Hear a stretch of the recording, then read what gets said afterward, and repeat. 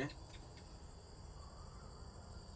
ఏదైతే భారతదేశానికి సంబంధించినటువంటి వక్ఫ్ బోర్డ్ అనేటటువంటిది, వక్ఫ్ అంటే దానం లేదా విరాళం, దీనికి సంబంధించినటువంటి భారత ప్రభుత్వం 2025 వక్ఫ్ బిల్లుకు సంబంధించినటువంటి పార్లమెంట్లో ఓ చట్టాన్ని సవరణ చేశారు, అమెండ్మెంట్స్ అనేటువంటివి చేశారు. దీనిలో పెద్ద ఎత్తున ముస్లింకి సంబంధించినటువంటి వక్ఫ్ బోర్డులో ఏదైతే కొన్ని తప్పులు ఉన్నాయి వాటిని తీవ్రంగా ముస్లిం సమాజం వ్యతిరేకిస్తున్నది. ఎందుకు వ్యతిరేకిస్తున్నది ఏమనేది ఈరోజు మనమంతా ఒకసారి తెలుసుకోవాల్సినటువంటి అవసరం ఉంది. వక్ఫ్ అంటేనే దానం.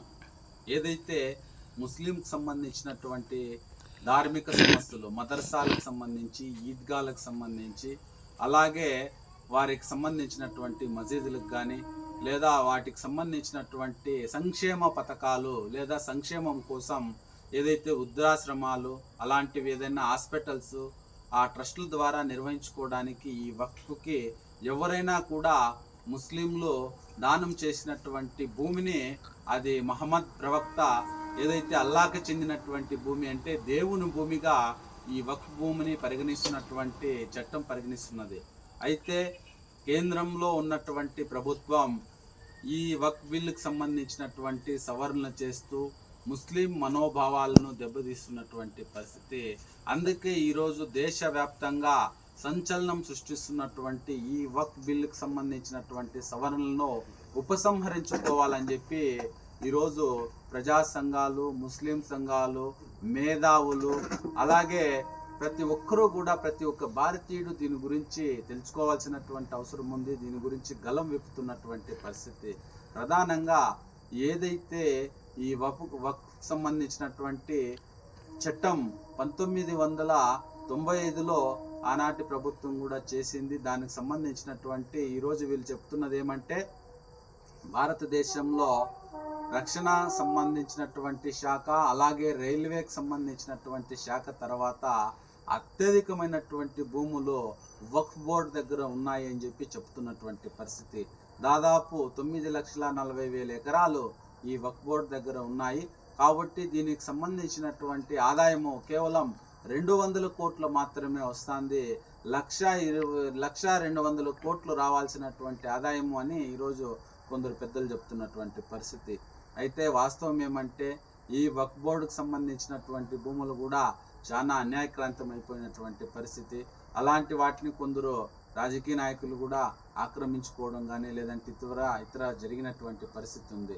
అలాగే నేడున్నటువంటి పరిస్థితుల్లో భారతదేశంలో ఈరోజు మతం అనేది ప్రమాదంలో లేదు, కేవలం మనుషులు మాత్రమే ప్రమాదంలో ఉన్నటువంటి పరిస్థితి. ఈ ఏదైతే ఫ్రీడమ్ ఆఫ్ రిలీజియన్ అనేటటువంటిది, మత స్వేచ్ఛ అనేది భారత రాజ్యాంగంలోనే ఆర్టికల్ 26 అనేది చెప్తుంది, 25 చెప్తున్నది. ఈరోజు ఏం చెప్తున్నాయంటే, ఇవి భారతదేశంలో ఉన్నటువంటి వారికి మత స్వేచ్ఛ ఉంది, వారు ఏ మతాన్నైనా స్వీకరించవచ్చు, ఫ్రీడమ్ ఆఫ్ రిలీజియన్ అనేది ఉంది. అలాగే మనుషులకు సంబంధించినటువంటి చట్టం ముందు అందరూ సమానమే అని చెప్పి చెప్తున్నటువంటి పరిస్థితి. భారత రాజ్యాంగంలో ఆర్టికల్ 14 ఏం చెప్తుందంటే, చట్టం ముందు అందరూ సమానమే అని చెప్తున్నటువంటి ఈ పరిస్థితుల్లో ఏదైతే ఈ వక్ఫ్ బిల్లుకు సంబంధించినటువంటి సవరణ బిల్లు 2025కి సంబంధించి ముస్లిమేతరుల్ని ఇందులో 2 వ్యక్తుల్ని చేర్చున్నటువంటి పరిస్థితి. అలాగే ఈ వక్ఫ్ ఇన్ని రోజులు ఉన్నటువంటి ఈ చట్టానికి సవరణలో కలెక్టర్ గారిని ఈరోజు అధికారిగా నియమిస్తూ ఏదైతే ట్రిబ్యునల్స్ ఇప్పటి వరకు వక్ఫ్ సంబంధించినటువంటి ఏవైనా సమస్యలు ఉంటే అవి ట్రిబ్యునల్స్, వక్ఫ్ సంబంధించినటువంటి ట్రిబ్యునల్స్లో అవి ఏదైనా ఉంటే కూడా పరిష్కారం చేసుకోవచ్చు. అలాగే దానిపైన కూడా కోర్టుకు పోయేటటువంటి అవకాశము ఉన్నది. అయితే అవన్నీ కూడా లేవని కొందరు దుష్ప్రచారం చేస్తున్నటువంటి పరిస్థితి. భారతదేశంలో ఇది లౌకికవాద దేశం, ఈ దేశంలో అన్ని మతాలు అన్నీ సమానమేనంటూ మతం సంబంధించినటువంటి ఏదైనా కూడా రాజకీయంలో జోక్యం చేసుకోకూడదు అని చెప్పి చెప్తున్నటువంటి పరిస్థితి. ఇలాంటి సందర్భంలో ముస్లిం మేధావులు అలాగే చదువుకున్నటువంటి వాళ్ళు ప్రతి ఒక్కరికి ఈ వక్ఫ్ సంబంధించినటువంటిది తెలుసుకోవాల్సినటువంటి అవసరం ఉంది. ఊరికే వ్యతిరేకిస్తున్నారా, ఎందుకు వ్యతిరేకిస్తున్నారా అనేది కూడా తెలుసుకోవాల్సినటువంటి అవసరం ఉన్నది. ఇప్పటికే దేశంలో ఎన్నో సంక్షేమ కార్యక్రమాలు చేస్తున్నటువంటి పరిస్థితి. ఇందులో మహిళలకు కూడా ప్రవేశం కల్పిస్తున్నామనే దాన్ని స్వాగతిస్తున్నాం తప్ప, అయితే దీనిలో ముస్లిమేతరుల్ని ఇందులో కూడా పెట్టడము, ఈ బోర్డులో పెట్టడం అనేది చాలా తప్పు. ఈరోజు హిందూ దేవాలయాలు అయితేమి, లేదంటే క్రైస్తవ మిషనరీలు అయితేమి, ఇతర మతాలకు సంబంధించినటువంటి ఏదైతే దేవాలయాలకు సంబంధించి లేదంటే మతాలకు సంబంధించినటువంటి ట్రస్టుల్లో కానీ ఇతర మతాల వాళ్ళు ఉన్నారా? అలాగే ఇక్కడ కూడా ముస్లిమేతరుల్ని ఈ వక్ఫ్ బోర్డుకు సంబంధించినటువంటి ఇద్దరిని తీసుకురావడం కూడా ఇది మేము ఖండిస్తున్నాం. ఇది తప్పు. గతం మాదిరిగానే ఈరోజు ముస్లింల మనోభావాలని అర్థం చేసుకొని వారికి సంబంధించినటువంటి హక్కులు కాలరాయకుండా కాపాడాలని చెప్పి కూడా మేము ఈరోజు ప్రభుత్వాలని కోరుతున్నాం. అలాగే ఇంత దేశవ్యాప్తంగా ఇవి అట్టుడుకుతున్నటువంటి పరిస్థితి, ఆందోళనలు అనేటివి తీవ్రమవుతున్నటువంటి పరిస్థితి. కాబట్టి ప్రతి ఒక్కరూ కూడా తెలుసుకోవాల్సినటువంటి అవసరం ఎంతో ఉంది. ఈ వక్ఫ్ బోర్డుకు సంబంధించినటువంటిది సెంట్రల్ కౌన్సిల్ అనేది ఒకటి ఉంటుంది, వక్ఫ్ సెంట్రల్ కౌన్సిల్ ఉంటుంది. దాని తర్వాత వివిధ స్టేట్లలో దాదాపు 32 స్టేట్ వక్ఫ్ బోర్డ్స్కి సంబంధించినటువంటివి ఉంటాయి. దానికి సంబంధించినటువంటి ఏమైనా కూడా ప్రభుత్వం వారిని ఏదైతే అపాయింట్మెంట్ చేస్తుంది, ఏదైనా సంస్కరణలు ఉన్నా కూడా లేదంటే ఏదైనా వాటిలో ఉన్నా కూడా వారు వెంటనే చర్యలు తీసుకునేటటువంటి అవకాశం కూడా ఉన్నది.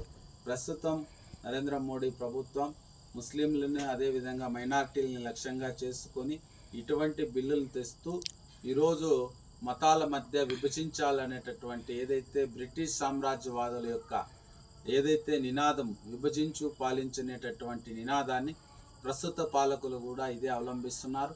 ఇప్పటికే దాదాపు దీనికి సంబంధించినటువంటి లోక్సభలో 283 మంది దీనికి మద్దతుగా ఏదైతే లోక్సభలో ఓటింగ్ చేసినారో 232 మంది దీనికి సంబంధించినటువంటి వ్యతిరేకిస్తూ ఓటేసినటువంటి పరిస్థితి. రాజ్యసభలో వచ్చేసి దీనికి సంబంధించినటువంటి 125 మంది అనుకూలంగా ఓటేశారు, 95 మంది దీన్ని వ్యతిరేకిస్తూ కూడా ఓటింగ్ వేయడం జరిగింది పార్లమెంట్ సభ్యులు. అలాగే దీనికి సంబంధించినటువంటి ఏదైతే ఒక కమిటీని ముందస్తుగా జనవరిలోనే ఒక కమిటీని అనేది ఏర్పాటు చేసినారు. పార్లమెంటరీ బోర్డు కమిటీని ఒకటి ఏదైతే ఏర్పాటు చేశారో దీనిలో దాదాపు ప్రతిపక్షాలకు సంబంధించినటువంటి 45 సవరణలు చేయాలని చెప్పి వాళ్ళ సూచనలు సలహాలు ఇస్తే ఏమాత్రం కూడా దీన్ని అధికార పార్టీకి సంబంధించినటువంటి వాళ్ళు 16 మంది సభ్యులు, ప్రతిపక్షాలకు సంబంధించినటువంటి వాళ్ళు 10 మంది సభ్యులు ఉన్నారు. వారిని కూడా ఏదైనా ఈ సంస్కరణలు అమెండ్మెంట్ చేయండి అంటే కూడా వారివి ఏమాత్రం కూడా పరిగణలోకి తీసుకోకుండా ఈరోజు ఈ చట్టాన్ని ప్రభుత్వం చేయడం జరిగింది. కాబట్టి దీనికి సంబంధించినటువంటిది మేము తీవ్రంగా ఖండిస్తున్నాం, దీన్ని వ్యతిరేకిస్తున్నాం కూడా. ఎందుకంటే భారతదేశంలో ఉన్నటువంటి ప్రతి ఒక్కరూ లౌకికవాదానికి ఈరోజు తూట్లు పొడిచే విధంగా, భారత రాజ్యాంగాన్ని అపహాస్యం చేసే విధంగా ఈ చట్టంలో ఏదైతే ఫ్రీడమ్ ఆఫ్ రిలీజియన్, మత స్వేచ్ఛను హరించే విధంగా ఈ చట్టాన్ని తీసుకొస్తున్నటువంటి పరిస్థితి. అలాగే ఎవరైతే మన ఈ దేశంలో ఉన్నటువంటి ఏ మతమైనా కూడా తమకు సంబంధించినటువంటి ధార్మిక సంస్థలు, మదర్సాలు కానీ, క్రిస్టియన్ ఏదైతే మిషనరీకి సంబంధించినటువంటి ఎడ్యుకేషన్ ఇన్స్టిట్యూషన్స్ కానీ, అలాగే భారతదేశంలో మతం యొక్క ప్రచారాన్ని చేసుకోవడానికి హక్కులు అనేటివి కల్పించారు. విద్యా సంస్థల ద్వారా విద్యను చెప్పడము, అలాగే వారికి సంబంధించినటువంటి సంక్షేమ ఏమైనా కూడా చేయొచ్చినట్టు భారత రాజ్యాంగంలో హక్కులు కల్పించినటువంటి హక్కులకి ఈరోజు భంగం కల్పిస్తున్నటువంటి పరిస్థితి. భారత రాజ్యాంగాన్ని పూర్తిగా ఈరోజు తుంగలో తొక్కుతున్నటువంటి పరిస్థితి. ఇది కేవలం ముస్లింలకు ప్రమాదం కాదు, భారత రాజ్యాంగానికి ప్రమాదం. భారతదేశంలో ఉన్నటువంటి వెనుకబడినటువంటి వర్గాలు, అదేవిధంగా మైనారిటీలు అనేది కాదు, ప్రతి ఒక్క మతానికి కూడా ఇది ప్రమాదకరమైనటువంటిది. కాబట్టి దీన్ని వ్యతిరేకించాల్సినటువంటి అవసరం ప్రతి భారతీయుని పైన ఉంది. ఎందుకు ఉంది అంటే కొందరికి కొన్ని చట్టాలు అనుకూలము వ్యతిరేకం అనేది కాదు, మతానికి సంబంధించినటువంటి భారత రాజ్యాంగం కల్పించినటువంటి హక్కుల్ని ప్రతి ఒక్కరూ కూడా ఎవరూ కాలరాయకూడదు, వాటిని పాటించాల్సినటువంటి అవసరం చట్టం చెప్తాను. కాబట్టి ఆ చట్టానికి లోబడి వీటికి సంబంధించినటువంటిది చేయాల్సినటువంటి అవసరం ఉంది.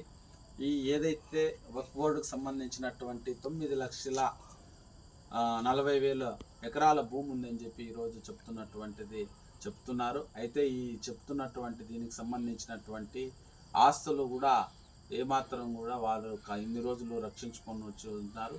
దీనికి సంబంధించినటువంటి ఏదైతే అధికారులకి పెత్తనం ఇవ్వడమో, ముస్లిం మనోభావాలను ఖచ్చితంగా దెబ్బతీయడమే, ముస్లిమేతరులను ఇందులో చేర్చడం కూడా దెబ్బతీయటమే. ఇలాంటివి మనోభావాలు పట్టించుకోకుండా చట్టాలను చేసేటప్పుడు మేధావుల యొక్క సలహాలు సూచనలు తీసుకోవాల్సినటువంటి అవసరం ఉంది.